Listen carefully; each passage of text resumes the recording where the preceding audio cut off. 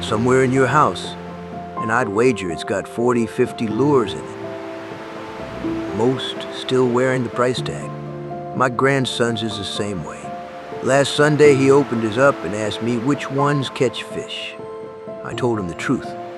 Now, I've hauled lobster traps off this coast for 50 years. But come Sunday, I take that boy to a little pond back of the house. Here's what nobody tells a beginner. The water doesn't care what your lure costs. It cares whether you put the right one in the right place. That's the whole secret. Reading water? So today I'll hand you the 5 lures that actually catch fish. Stay to the end. 2 of these are so dependable. Let me start with the mistake. They think the fish are out in the deep middle, so they heave the lure into open. The fish aren't out there. They're where the food is, the weeds, the drop-off. A fish is lazy and careful. It waits where it can grab a meal and hide from a bigger fish. Learn to read those edges, and you're halfway to catching before you tie anything on. If I could keep one lure the rest of my days, it's nothing but a hook. Don't let that fool you. That plain thing has caught more fish than every fancy lure combined. Dress it with a soft plastic, a paddle tail that kicks, or a curly grub that wiggles for you, and you can catch damn near anything that swims.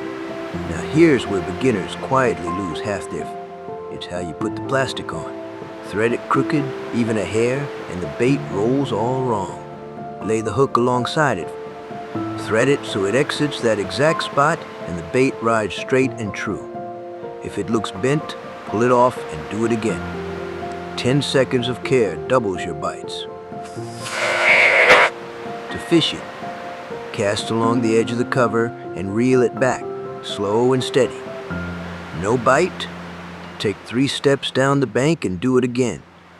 Keep moving till you find them.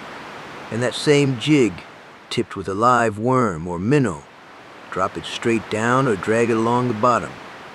Live bait has a way of surprising.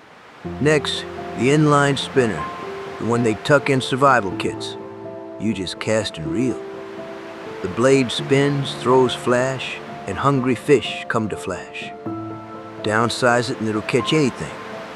Bluegill and trout, one caution. Its cousin is the spinnerbait, a skirted jig on a wire with a blade up. I love it for beginners because it's forgiving. One big hook riding in line with the bait. You can drag it over a log or through light weeds and it won't snag like a bare treble. Chuck it near cover and reel straight back. Start with a white one. Gold blade for dirty water or cloudy days. Silver for clear water and sun. A crankbait's a little diving plug, and the bill on its nose tells you how deep it goes. Short bill, shallow, about 5 feet. Long bill, deep. So match it to the water. Shallow diver over weeds. Fish it near the bottom or over rock, out in open water.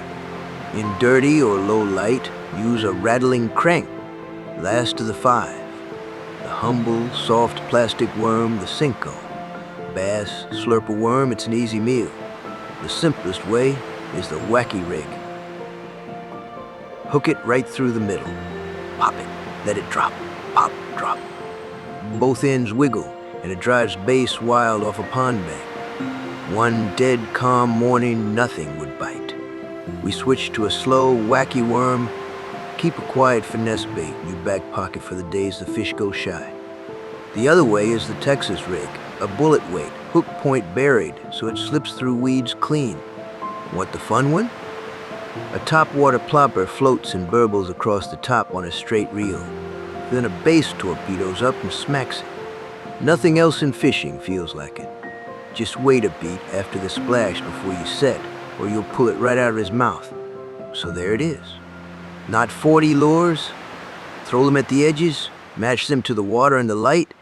My grandson caught more bass last Sunday than he could count on a plastic that cost me $1, because it was never about the gear. It was about learning to read the water. If this helped, do an old man a favor. Tell me below the first fish you ever caught. I read every one. Stick around, and I'll keep passing down what 50 years taught me. If any of this was worth your morning, do an old man a favor. Subscribe, and I'll leave the light on for you tomorrow.